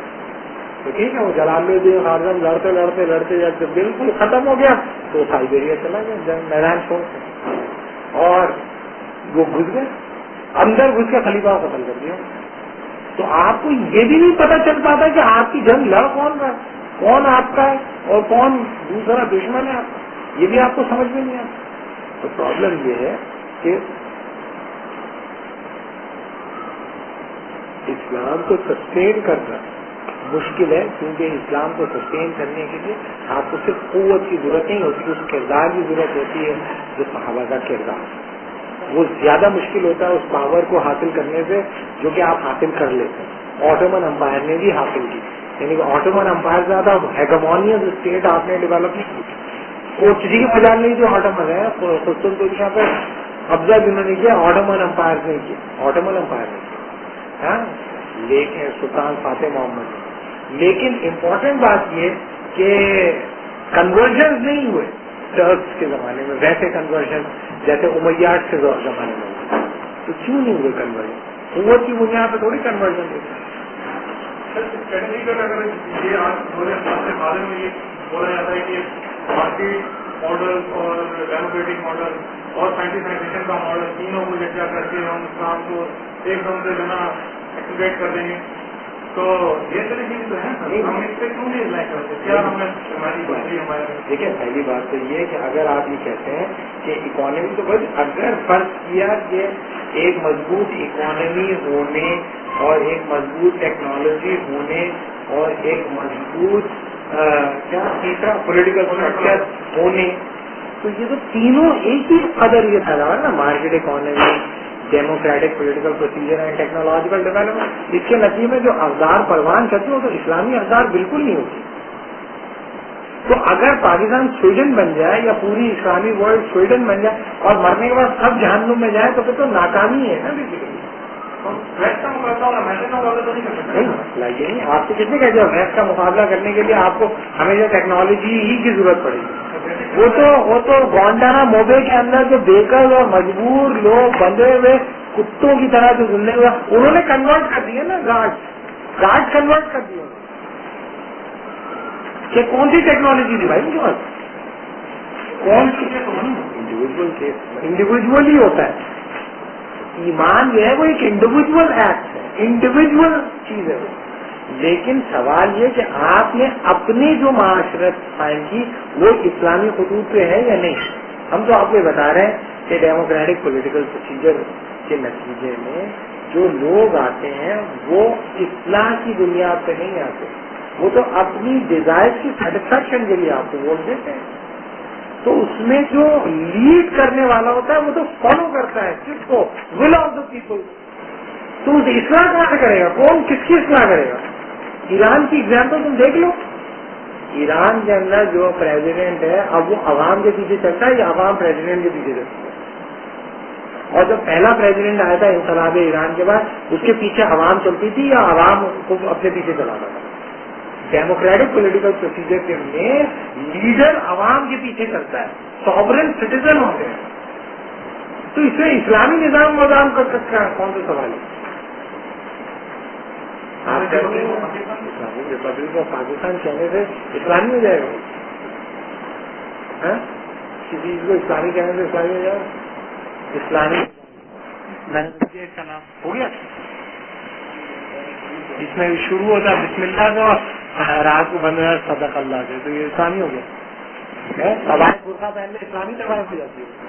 تو بھائی مسئلہ یہ ہے کہ آپ کو یہ تو پہلے طے کرنا پڑے. میں یہی تو بتا رہا ہوں کہ ہمارگیر کام ہے یہ, اور وہ ہمارگیر کام جب تک مربوط نہیں ہوتا ہے ایک دوسرے کے ساتھ وہ کبھی بھی وہ نہیں نتائج پیدا کرتا. آپ جن نتائج کی ایکسپیکٹیشن کر رہے ہیں ایک یونٹری موومنٹ سے, وہ تمام سوالات کے جوابات نہیں دے سکتی. نتیجہ یہ ہوتا ہے کہ آپ کہنا او ہو یہ اسلام آج کے مسائل کا حل پیش نہیں کرتا. آج کے ایسے کیا مسائل ہو گئے کہ تمہیں ایسے حل چاہیے جو کہ آپ پیش نہیں کر سکتے. تو وہ تمام چیزیں تم فالو کرتے ہو معاشرتی, ریاستی, سماجی اور معاشرتی اور معاشی اور اخلاقی سطح کے اوپر, جو کہ بالکل روز روشن کی طرح ایکنالج ہے. وہ کرتے ہو کہ نہیں؟ پھر اس کے بعد دیکھیں گے کلوننگ کے پرابلم اور جینیٹک انجینئرنگ کے پرابلم اور پولیٹیکل اکانومی کے پرابلم. پہلے وہ تم نے وہ کر لی ہے کہ نہیں کر لی؟ وہ تم نے نہیں کیا. تمہارا بڑا آدمی جو رولنگ ایلیٹ ہے وہ کرتی ہے کہ نہیں کرتی؟ نہیں کرتی تو جاؤ نا, کرو نا. وہ کیوں نہیں کرتے؟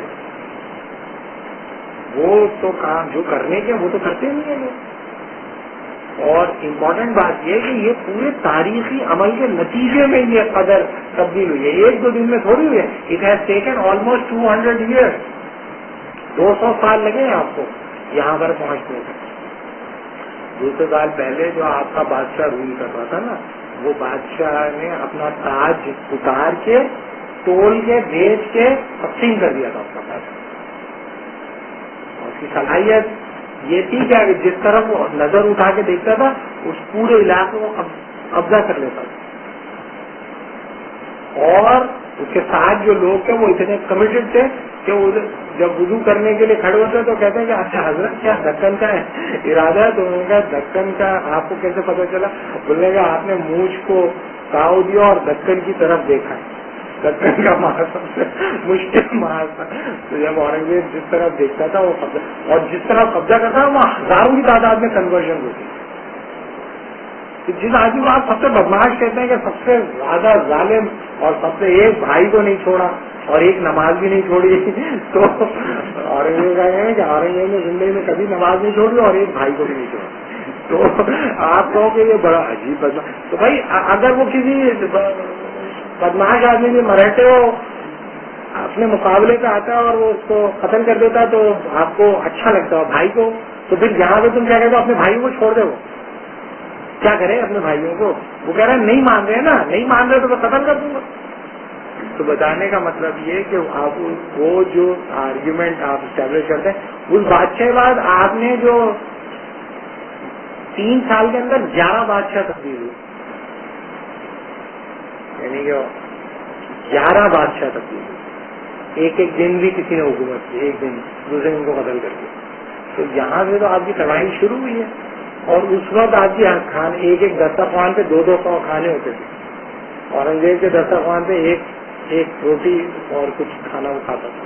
جو وہ بیچتا تھا قرآن شریف لکھ کے, اور جب اس کے پتہ چلا کہ میں نام لکھتا ہوں تو مہنگا بکتا ہے, تو اس نے نام بھی لکھنا بند کر دیا. تو آپ ایک دوسرا بادشاہ نہیں پیدا کر سکتے. اور جب اس نے جا کے علماء سے کہا کہ میں آپ کو حکومت آپ کے حوالے کرتا ہوں, آپ حکومت آئے, انہوں نے کہا نہیں ہمیں تو اللہ کرنا ہے, بیٹھ کے کرو بھائی اللہ بھی کرنے کا موقع نہیں ملا. 70,000 لوگ 58-57 کے بعد قتل کیے, بڑی بڑی خانقاہوں کے جتنے بھی تھے, اب چن کے 70,000 علماء قتل ہوئے 58-57 کے بعد.